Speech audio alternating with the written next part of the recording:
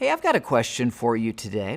We've been learning in the book of Daniel and from Ephesians 2, verse 10, that God has specific good things for you to do in this world. It's almost like etched into the very three-dimensional existence of the universe is this special path that you and you alone can take toward the greatness for which God has created you.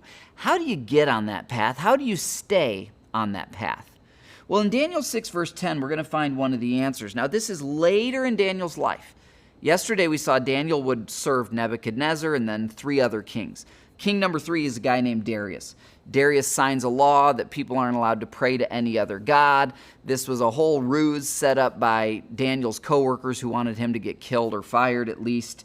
But in verse 10 it says this, when Daniel learned that the law had been signed, you're not allowed to pray to any other god, what did he do?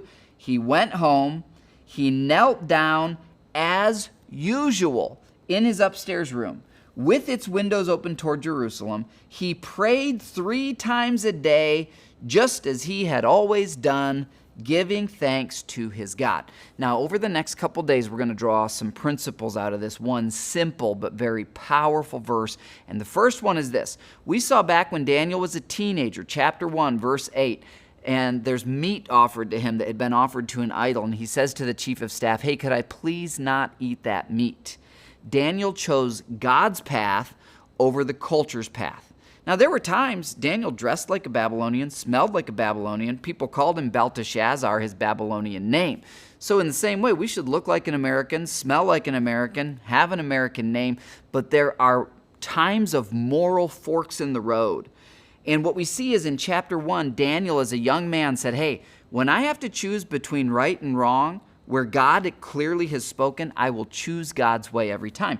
In chapter 6, verse 10, here we are decades later. It's illegal to pray to the one true God. What does Daniel do? He prays to the one true God anyway. So if you want to live the life of greatness for which God has chosen you, choose God's moral truth, obey his moral truth, even when the culture tells you to do otherwise. There's more in this verse. We'll pick up here tomorrow. I'll see you then.